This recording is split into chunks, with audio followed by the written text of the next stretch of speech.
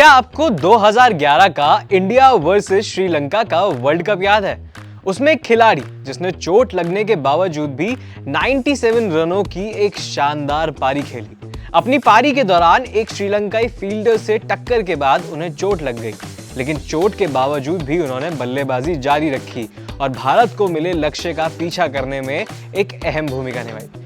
कुछ समय खेलने के बाद इन्होंने राजनीति में कदम रखा और वहां भी एक शानदार पारी खेली और अब एक बार और बारी आई है टीम इंडिया में शामिल होने की, लेकिन जाहिर सी बात है खिलाड़ी के तौर पर नहीं बल्कि हेड कोच के तौर पर। तो चलिए शुरू करते हैं फिर आज की चर्चा। नमस्कार, मेरा नाम है अक्षत और आप देख रहे हैं एबीपी लाइव पॉडकास्ट की खास पेशकश पोर्ट्रेट्स। तो आज की चर्चा है हमारी इंडियन क्रिकेट टीम के हेड कोच की, यानी गौतम गंभीर की। इनका जन्म हुआ 15 अक्टूबर 1981 में नई दिल्ली में एक पंजाबी परिवार में। इनके पिता यानी दीपक गंभीर एक टेक्सटाइल बिजनेस संभालते थे और इनकी मां सीमा गंभीर एक हाउसवाइफ थी। इनकी एक बहन है एकता, जो कि इनसे 2 साल छोटी है।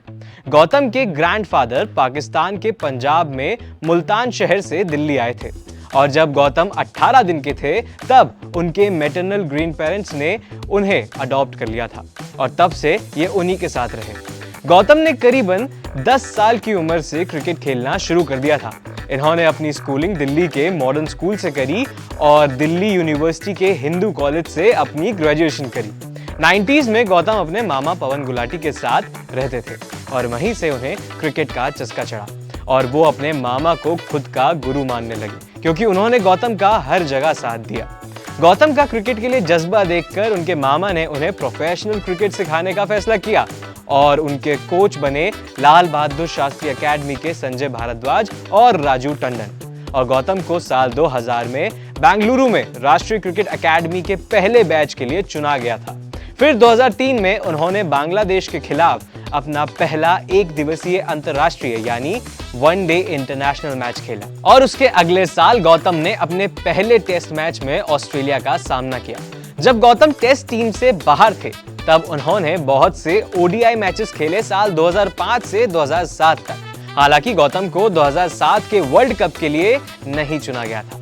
तब वो बहुत उदास हो गए थे और इस चीज का गौतम पर बहुत बुरा असर पड़ा था। बाद में गौतम ने कहा था कि जब उन्हें वर्ल्ड कप के लिए नहीं चुना गया तब उन्हें कई बार ऐसा लगा कि वो अब क्रिकेट नहीं खेलना चाहते हैं और ना ही प्रैक्टिस करना चाहते थे। वो कहते हैं कि वो खुद को मोटिवेट ही नहीं कर पा रहे थे खेलने के लिए। लेकिन उसी वक्त यानी 2007 में ही गौतम को चुना गया एक और ओडीआई के लिए और वो उन्हें लगा था कि ये उनका आखिरी चांस है।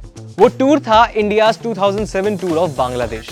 गंभीर ने उस दौरे पर अपना दूसरा शतक बनाया और बाद में उन्हें 2007 में ही एक और ओडीआई के लिए चुना गया और वो था India's tour to Ireland in 2007। उन्होंने उस दौरे के पहले गेम में आयरलैंड के खिलाफ नाबाद 80 रन बनाए और इसके लिए उन्हें man of the match award भी मिला। गंभीर को 2007 में आईसीसी वर्ल्ड 2020 के लिए भारत की टीम में चुना गया था, जिससे भारत के दक्षिण अफ्रीका में फाइनल में पाकिस्तान को हराकर जीता था और वो इंडिया के टॉप रन स्कोरर बने। 2008 में गौतम गंभीर कंधे की चोट के कारण ऑस्ट्रेलिया में टेस्ट सीरीज से चूक गए थे, लेकिन 2007 से 2008 सीबी सीरीज में उन्होंने श्रीलंका के खिलाफ नाबाद 102 रन और ऑस्ट्रेलिया के खिलाफ करियर की सर्वश्रेष्ठ 113 रन बनाए। उन्होंने 440 रनों के साथ सीरीज में सबसे ज्यादा रन बनाए। गंभीर ने भारतीय टेस्ट टीम में अपने आप को मजबूत किया। 7 मैचों में 61 से अधिक की औसत के साथ 858 रन बनाए, जिसमें बॉर्डर गावस्कर ट्रॉफी में ऑस्ट्रेलिया के खिलाफ दोहरा शतक भी शामिल था। हालांकि उसी मैच में शेन वॉटसन के साथ एक कंट्रोवर्सी में फंस गए थे और एक टेस्ट के लिए वो बैन भी हो गए थे। आखिरी मैच चूकने के बावजूद भी वो 463 रनों के साथ सीरीज में शीर्ष स्कोरर रहे। उन्होंने अपने फॉर्म को बरकरार रखा और दिसंबर 2008 में इंग्लैंड के खिलाफ और 2009 में न्यूजीलैंड में अपनी पहली प्रमुख टेस्ट सीरीज के दौरान गंभीर ने दूसरे टेस्ट में मैच बचाने वाले 137 रन और तीसरे टेस्ट में 167 रन बनाए, जिससे भारत ने 1-0 से सीरीज जीती, जो 41 साल बाद न्यूजीलैंड में उनकी पहली जीत थी। उनके प्रदर्शन में उन्हें वीरेंद्र सहवाग द्वारा द सेकंड बॉल का उपनाम भी मिला। अब बात करें आईपीएल की तो 2008 में आईपीएल का पहला सीजन आया था, जिसमें दिल्ली डेयरडेविल्स ने गौतम को चुना था अपनी टीम में उस इनॉग्रल सीजन में।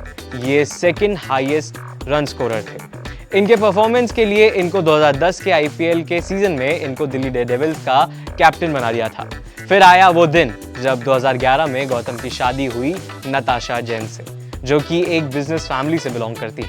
2011 के आईपीएल खिलाड़ी नीलामी में गौतम गंभीर सबसे अधिक मांग वाले खिलाड़ी थे, जिन्हें कोलकाता नाइट राइडर्स ने कुछ $2.4 मिलियन की बोली लगाकर खरीदा, जिससे वे आईपीएल के इतिहास में सबसे अधिक वेतन पाने वाले क्रिकेटर बने। उन्हें टीम का कैप्टन नियुक्त किया गया।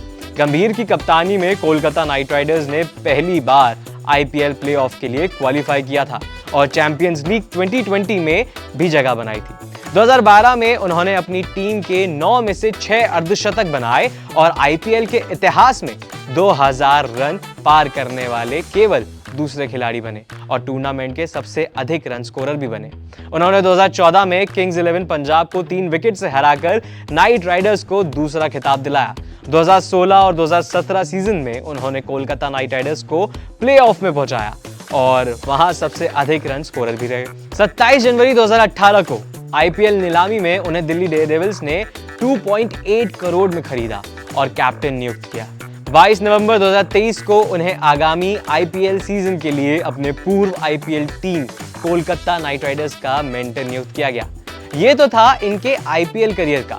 अब थोड़ा सा दूसरे फॉर्मेट की तरफ भी आते हैं। 2009 में इनको ICC test player of the year का अवार्ड मिला था और ऐसे ही ये टेस्ट में अच्छा परफॉर्म करते गए। 2010 में गंभीर को टीम का ओडीआई के लिए, जो कि इंडिया ने होस्ट किया था, उसका कैप्टन बनाया और उसमें भी उन्होंने बहुत अच्छा प्रदर्शन किया। और फिर आया 2011 का वर्ल्ड कप, जिसमें चोट लगने के बावजूद भी 122 बॉलों में 97 रन बनाए। फिर बीच में कुछ समय के लिए ये इंटरनेशनल क्रिकेट से गायब हो गए थे और फिर इन्होंने अपना कमबैक किया 2016 में न्यूजीलैंड के खिलाफ टेस्ट सीरीज में। फिर 2018 में विजय हजारे ट्रॉफी खेलने के बाद गंभीर ने अपना रिटायरमेंट अनाउंस कर दिया हर फॉर्मेट से। अब दूसरे इनिंग्स की बात करने से पहले हम बात कर लेते हैं इनकी फाउंडेशन के बारे में।